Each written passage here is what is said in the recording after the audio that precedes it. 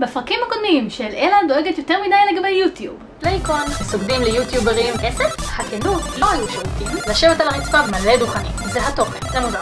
מה הדאיג אותה הפעם? צפו וגלו. הפרק הזה בחסות התסריט שלי שנמצא שם. בשני הוולוגים הקודמים שלי בגדול התלוננתי קצת על קהילת היוטיוב בארץ, אבל למרות זאת קיבלתי רושם שבאמת יש בקהילה הקשבה ונכונות לשמוע רעיונות אחרים. ולכן חשוב לי לנצל את ההזדמנות הזאת ולדבר על משהו שחשוב מאוד ואפילו קריטי לדבר עליו, ואני רוצה להעלות אותו למודעות הקהילה בארץ. גם בתגובות שלי לוולוג הראשון נגעתי בזה קצת, וגם בסרטון עצמו אמרתי, זה אומר שרק עוד שנתיים תתפוצץ פרשיית פדופיליה או ניצול מיני?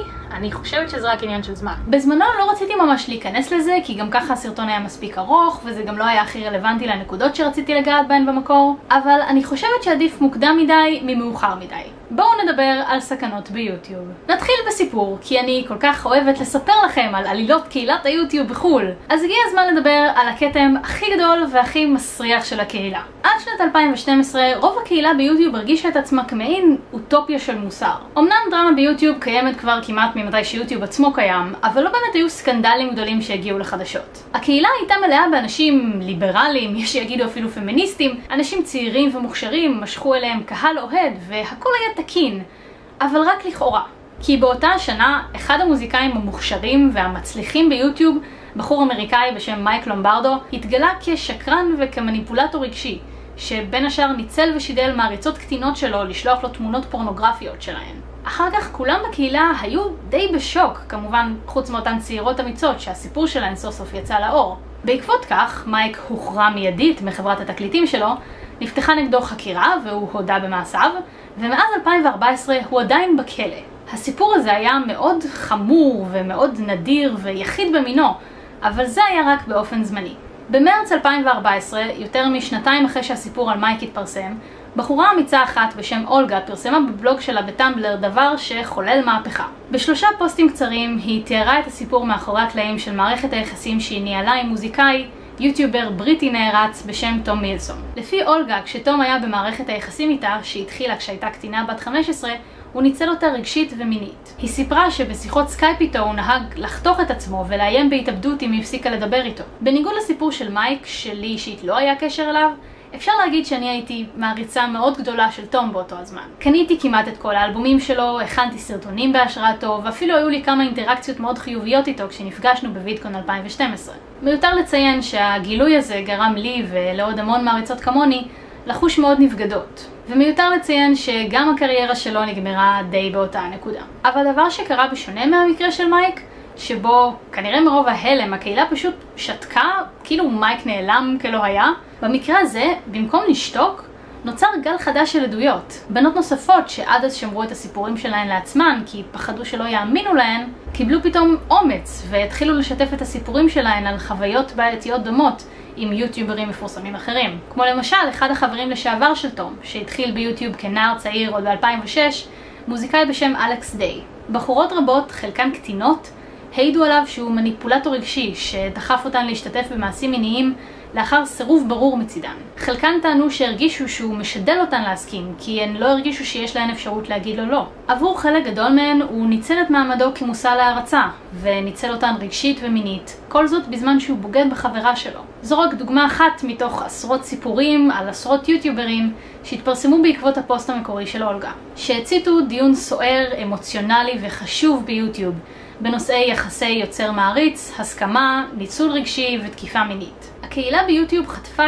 כאפה נוראית, אבל אחריה הקהילה הייתה חזקה יותר וכנה יותר, ואנשים שהרעילו אותה נודו החוצה. אבל זה לא נגמר שם.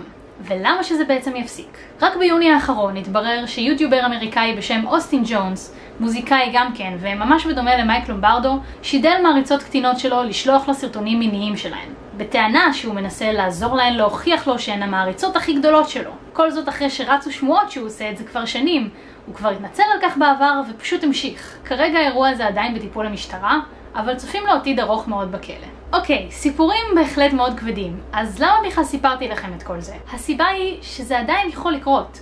כל הזמן, ובהחלט, גם אצלנו בארץ. הדבר היחיד שאנחנו יכולים לעשות זה לקבל את המידע הזה וללמוד ממנו. מודעות יכולה לצמצם את הנזק שמקרים עתידים כאלה עלולים לעשות. באותה מידה, יכול להיות שדבר כזה כבר קרה. יכול להיות שיש כבר אנשים, או אפילו ילדים, שמרגישים שמשהו שקרה להם בגלל יוצר מסוים לא היה בסדר ומפחדים לדבר על זה. ואם דבר כזה באמת קרה, או קורה, או יקרה, אנחנו יכולים רק לקוות שאותם אנשים יהיו אמיצים מספיק לחלוק את המידע האישי הזה עם הציבור, ולהזהיר אותנו מפני אותם האנשים שכבר פגעו בהם, כי זאת תהיה הדרך היחידה למנוע מאותם אנשים לפגוע בקורבנות נוספים. בשלב הזה אני רוצה לצטט כמה שורות של מישהו שאני מאוד מעריכה, שגם סביבו היה סקנדל מסוים לפני כמה שנים. ג'ורג' וואטסקי הוא ראפר שצמח ביוטיוב שנהג לבצע בהופעות שלו צלילות במה, סטייג' דייבינג, ובהופעה אחת בלונדון בסוף 2013 הוא ממש נחת על כמה אנשים מהקהל, וגרם לעצמו ולהם פציעות רציניות. בפוסט שכתב אחרי המקרה בפייסבוק הודה שאין שום דרך לתרץ את מה שהוא עשה. הוא לקח אחריות מלאה על המקרה והפסיק לבצע צלילות במה מאז. בעקבות המקרה והתחושות הקשות שליוו אותו אחריו, הוא כתב שיר בשם Ink Don't Bleed, שכולל בתוכו כמה שורות שמרגישות לי רלוונטיות במיוחד למה שאני מנסה להגיד.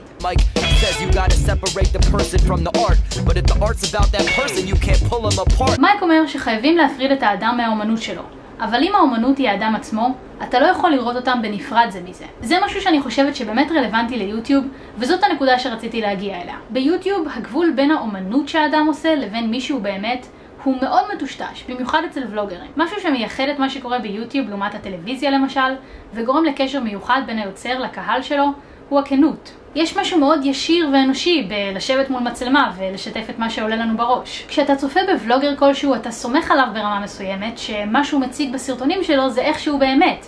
אבל לרוב העניין הרבה יותר מורכב מזה. כשאנחנו עושים סרטון ליוטיוב, כל סרטון, במיוחד ולוגים כמו זה, אנחנו עורכים החוצה המון, באופן פיגורטיבי וגם באופן מטאפורי. מה שאתם רואים בסרטונים זה לא ייצוג מדויק של היוצר. יש הרבה שאנחנו בוחרים לשתף, אבל מן הסתם יש גם הרבה דברים שקורים מאחורי הקלעים, שאתם כצופים לעולם לא תדעו על האנשים שאתם צופים בהם. אני רוצה לנצל את ההזדמנות הזאת ולפנות אליכם, הצופים והמעריצים, במיוחד לצעירים שבכם, ולהגיד, אף אחד לא מושלם. כולנו בני אדם. וכן, זה כולל את כל כוכבי הרשת והיוטיוברים ואפילו כל סלב שתוכלו לחשוב עליו. זה נכון, המצליחים מביניהם יכולים להיות גם אנשים נורא מוכשרים עם שלל נוסף של תכונות חיוביות, אבל אל תיקחו את מה שהם בוחרים להראות לכם כעצמם כמובן מאליו. קחו את הכל בערבון מוגבל. כל מה שאתם רואים מהם נבחר בקפידה כדי לייצג את עצמם בצורה הטובה ביותר. וזה כולל כמובן גם אותי. ואפשר גם להבין את זה, אף אחד לא רוצה להביך את עצמו בציבור. אבל אל תיתנו לזה לבלבל אתכם. אף אחד לא מושלם. ואנחנו צריכים להתחיל לראות בני אדם כיצורים מסובכים ומורכבים, במקום כפסאדה מעוותת של מה שהם באמת. אני רוצה לצטט עוד שורה מהשיר של וואטסקי. Youth is easily influenced, so should you be rooting for me if I touch 1,000 lives, but on the way I'll ruin some? הנוער מושפע בקלות, אז האם אתם צריכים להריע לי אם אני נוגע בחיים של 1,000, אבל על הדרך אני הורס כמה מהם? וואטסקי טוען כאן בעצם שמה אדם לשמח ולתת השראה לכל כך הרבה מעריצים שאוהבים אותך, אם באותה הזדמנות אתה גם פוגע בכמה מהם באופן בלתי הפיך. זה לא מתקזז. אז עכשיו אני באמת רוצה לפנות בפנייה מיוחדת אל היוצרים, היוטיוברים. חלקכם צברו קהל נאמן בתהליך ארוך שנים, וחלקכם יותר חדשים לרעיון של מעריצים. מה שכן, לכולכם יש אחריות. אחריות לעצמכם ואחריות לצופים שלכם. וואטסקי סיים את השיר שלו בשורה You better watch the choices that you're making now because they aren't something that matter. They're the only thing that does. כדאי לך לשים לב לבחירות שאתה עושה עכשיו, כי הן לא סתם משהו שחשוב, הן הדבר החשוב היחיד. אתם יכולים להיות בני אדם מקסימים עם כוונות טובות, אבל המעשים שלכם הם מה שמשנה. אל תשקרו לצופים שלכם ואל תשקרו לעצמכם.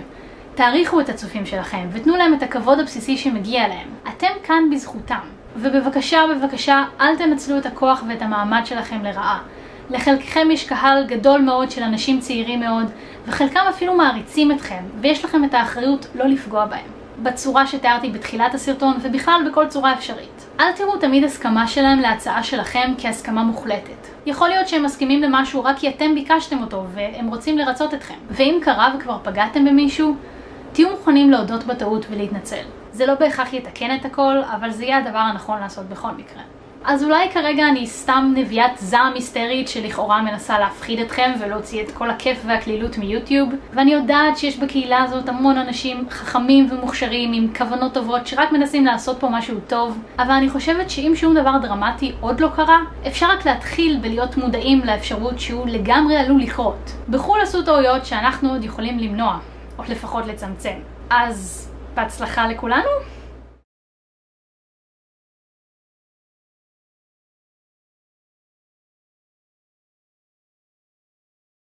משכו אליהם קהל אוהד, קהל אוהד. בחור אמריקאי בחור אמריקאי בשם... אני לא מצליחה להגיד את זה. עד אז שמרו את הסיפורים שלהן. סיפורים? לא. עד אז שמרו את הסיפורים שלהן. לא! התחילו לשתף את הסיפורים שלהן. זה לא סיפורים! התחילו לשתף את הסיפורים שלהן. לא! מעשים מיניים. מיניים? לשלוח לו סרטונים מיניים שלהם. מיניים? לשלוח לו סרטונים מיניים שלהם. מיניים? תדמו לי הרגליים!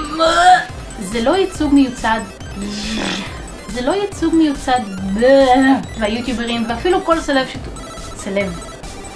כל סלב. אף אחד לא מושלם. כולנו בני אדם, וכן, זה כולל את כל כוכבי הרשת והיוטיוברים ואפילו כל...